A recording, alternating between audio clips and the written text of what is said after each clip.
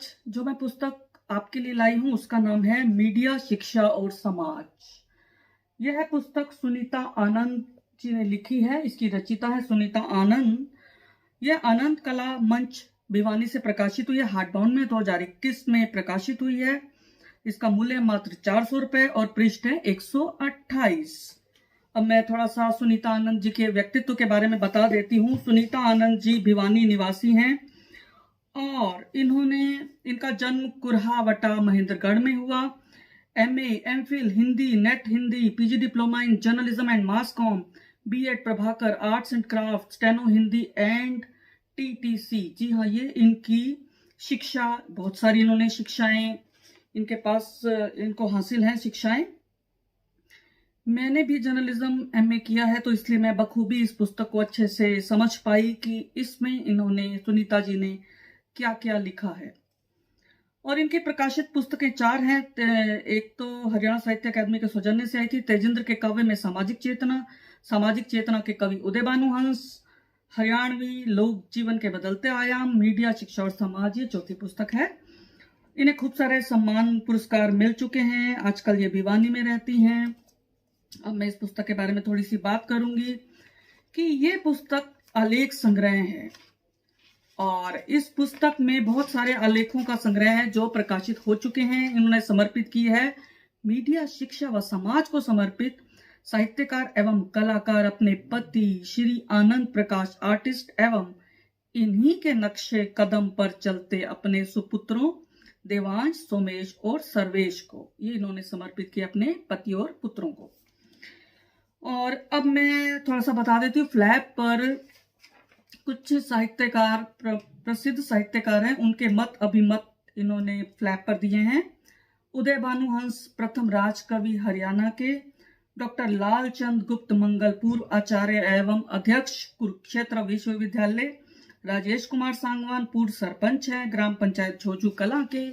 इनके विचार हैं इस पुस्तक के बारे में। डॉक्टर अमृतलाल मदान संस्थापक अध्यक्ष साहित्य सभा कैथल, चंद्रभानु आर्य संपादक न्यामती पत्रिका दिल्ली और प्रोफेसर खेम सिंह डहेरिया, ये प्रोफेसर हिंदी विभाग के हैं। ये इंदिरा गांधी राष्ट्रीय जनजातीय विश्वविद्यालय अमरकंटक।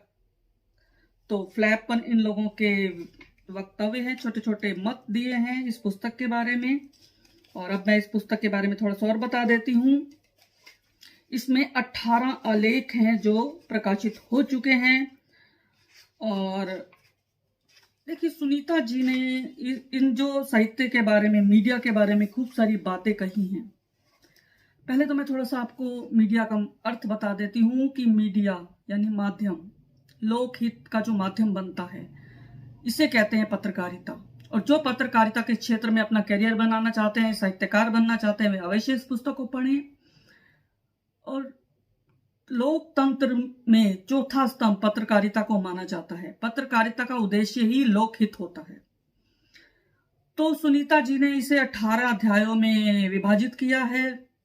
मैं पढ़ देती हूँ। मीडिया, शिक्षा और साहित्य समाज, इसके अंतर्गत इन्होंने मीडिया का महत्व बताया है। सामाजिक सरोकारों से जुड़ा साहित्य प्रभावशाली होता है, ऐसा सुनीता जी का मानना है। हिंदी साहित्य में भारतीय समाज की छवि दिखाई देती है जो आदर्शवाद की संकल्पना पर टिकी होती है और वैसा ही चाहती है। तो हिंदी साहित्य में मुझे भारतीय समाज की छवि दिखाई देती है। तो मैं हिंदी साहित्य को बहुत पसंद करती हूँ क्योंकि मुझे ऐसा लगता है एक आदर्श समाज जैसा होना चाहिए। हिंदी साहित्य में वैसा दिखाई देता है और दिखना भी चाहिए। मीडिया मीडियम का बहुवचन है और जितने अभियान शिक्षा के क्षेत्र में शुरू हुए वह मीडिया के माध्यम से हुए। मीडिया ने यानी एक महत्वपूर्ण भूमिका निभाई है शिक्षा के क्षेत्र में। अच्छा, दूसरा अध्याय इन्होंने लिया है साहित्य और सामाजिक सरोकार। साहित्य सामाजिक सरोकारों पर टिका रहता है। सामाजिक सरोकार को आधार बनाकर ही साहित्य रचा जाता है। समाज में क्या घट रहा है उसे लेकर साहित्य रचा जाता है और लोग उसको बहुत पसंद करते हैं क्योंकि लोग जुड़ाव महसूस करते हैं ऐसे साहित्य के साथ। हिंदी साहित्य और आज का समाज, इस पर इन्होंने अपनी लेखनी चलाई है सुनीता जी ने। जनजातीय समाज और संस्कृति, घुमंतू खाना बदोश, उनके क्या रीति रिवाज होते हैं, वे मुख्य धारा में किस हद तक जुड़े हैं और किस हद तक कटे हुए हैं, इस पर इन्होंने अपनी कलम चलाई है। इसके अतिरिक्त इन्होंने इलेक्ट्रॉनिक मीडिया और सामाजिक चेतना, इस पर कलम चलाई है। और सूचना तकनीक और रेडियो प्रसारण के बारे में बात की है सुनीता जी ने। विज्ञापन और पत्रकारिता, इस पर इन्होंने बहुत अच्छा बोला, लिखा इस पर सुनीता जी ने कि आज पत्रकारिता में विज्ञापन बहुत ज्यादा घुस आया, विज्ञापन ने घुसपैठ करी है और काफी जगह घेर लिया। जो जगह, जो स्थान समाचारों का होना चाहिए वह विज्ञापनों ने घेर लिया है। ये कम होने चाहिए विज्ञापन।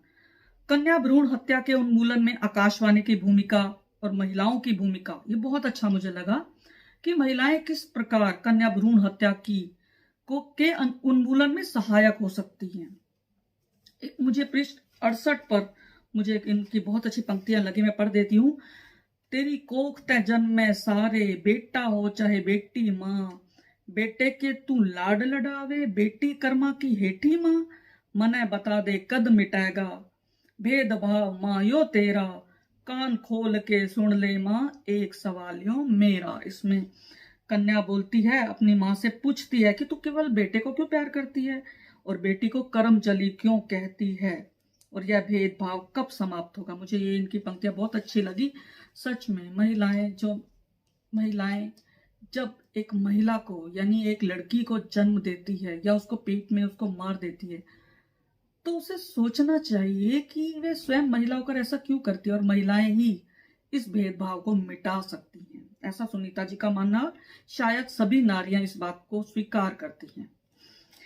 तो मुझे ये अच्छा लगा। मुझे ये एक और इन्होंने लिखा है कि अहम की वजह से भी होती है घरेलू हिंसा, इस पर इन्होंने प्रकाश डाला है।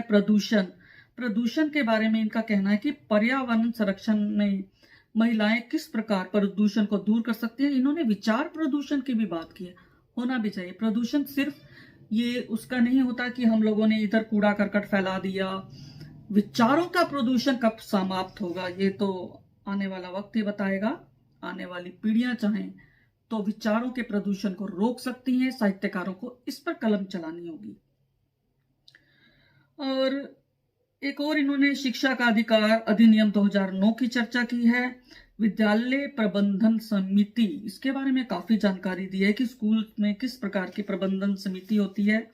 इन्होंने इंटरनेट के प्रयोग पर जोर दिया है। स्कूल में इंटरनेट का प्रयोग काफी होना चाहिए, क्योंकि आज के देखा आपने कोरोना काल में इंटरनेट के माध्यम से ही विद्यार्थी पढ़ पाए, शिक्षा से जुड़ पाए, तो बहुत आवश्यक हो गया इंटरनेट का प्रयोग शिक्षा के क्षेत्र में। विद्यालयों में दोपहर भोजन योजना की भी इन्होंने जिक्र किया है, एक संपूर्ण जानकारी दी, क्या बनता है, क्या होना चाहिए और बाद में कैसे कुव्यवस्था फैलती है। कोई साफ सफाई नहीं होती, जब वो खाना खा के जाते हैं बच्चे कूड़ा फैलाते हैं। ये सब उन्होंने बहुत अच्छा लिखा है। हरियाणा के लोक गीतों में जैसे रागनी सांग, इनकी चर्चा की है कि ये सामाजिक चेतना जगाने में लोक साहित्य कैसे भूमिका निभाते हैं। बहुत अच्छा लिखा है इन्होंने। स्वच्छता अभियान में ग्रामीण बहनों के योगदान की भी चर्चा की है। और वे कहती हैं, मुझे सबसे अच्छा लगा ये 18वां अध्याय, जो मुझे सबसे अच्छा लगा कि शौचालयों के प्रयोग पर बल दिया जाना चाहिए, चिमनी लगवाने पर जोर होना चाहिए, पराली नहीं जलानी चाहिए, कूड़ा करकट को गाड़ देना चाहिए दूर ले जाकर। डस्टबिन, कूड़ेदान वे गांव में नहीं होने चाहिए। तो सुनीता जी, एक पुल का काम किया सुनीता जी ने गांव और शहरों के बारे में, उनको लेकर कि शहरों में जो अच्छी बातें, शहरों की जो अच्छी बातें गांव वालों को अपनानी चाहिए, गांव वालों की जो अच्छी बातें शहर वालों को अपनानी चाहिए, मीडिया को अपना काम कैसे करना चाहिए। और अब मैं अंत में बता देती हूँ कि मुझे 2 बातें इसमें मुझे लगा उसमें सुधार होना चाहिए। जो अध्याय 14 है, मुझे वो नहीं होना चाहिए इसके अंदर। कहीं ना कहीं इनके जो पति हैं आनंद प्रकाश आर्टिस्ट हैं, इन्होंने काफी जगह इनका संदर्भ लिया, इनकी रचनाओं का संदर्भ लिया। अच्छी बात है, लेना चाहिए। लेकिन इन्होंने तो एक पूरा चैप्टर, एक पूरा पाठ जो इन्होंने इसके अंदर अलग से लिखा, 14वां पाठ है ये कि स्त्री विमर्श का संदर्भ और आनंद प्रकाश आर्टिस्ट का रेडियो लेखन। मेरे हिसाब से ये जो पाठ है ये अपने आप में संपूर्ण है, लेकिन आनंद प्रकाश आर्टिस्ट का इसमें नहीं होना चाहिए, क्योंकि कहीं ना कहीं पक्षपात का आरोप लगेगा लेखिका पर। और दूसरा, क्षमा करें मैं ऐसा कह रही हूँ क्योंकि पटाक्षेप बड़ी जल्दी होते हैं। और दूसरा, मुझे एक जगह और एक कमी लगी कि इसमें, इस किताब का नाम, मैं इसमें थोड़ा सा क्षमा चाहूंगी कि इसमें इन्होंने लिखा है मीडिया, शिक्षा और समाज। जी नहीं, इसका नाम होना चाहिए था मीडिया, शिक्षा, साहित्य और समाज, या मीडिया, शिक्षा, साहित्य द्वारा सामाजिक चेतना। तो मैं एक बार फिर से सुनीता जी को बहुत बहुत शुक्रिया कहना चाहूंगी, धन्यवाद कहना चाहूंगी कि उन्होंने इसके माध्यम से, इस पुस्तक के माध्यम से बहुत सारे जो हमारे सामाजिक संदर्भ हैं, सामाजिक संदर्भों के माध्यम से सामाजिक चेतना को जगाने का प्रयास किया है। तो मैं यही उम्मीद करती हूँ कि ये पुस्तक अवश्य, जो ग्रामीण महिलाएं, उन्हें भी अवश्य पढ़ना चाहिए, क्योंकि या उन पे एक अलग से हमने पुस्तक निकालनी चाहिए, ग्रामीण परिवेश में महिलाओं की स्थिति क्या और क्या होनी चाहिए। ये सुनीता जी से मैं एक गुजारिश करूंगी, मैं एक निवेदन करूंगी कि ग्रामीण महिलाओं मतलब किस तरह वो उन्नति करें, किस तरह अपने जीवन स्तर को बढ़ा सकते हैं, किस तरह वो शिक्षा प्राप्त कर सकते हैं, इसके बारे में वे कुछ सोचें, कुछ अलग से लिखें। तो धन्यवाद दोस्तों, मुझे उम्मीद है आपको ये पसंद आया होगा ये कार्यक्रम, और अगली कड़ी तक के लिए मुझे विदा दें। तो धन्यवाद दोस्तों, फिर मिलेंगे अगली कड़ी के साथ, तब तक के लिए मुझे आज्ञा दें।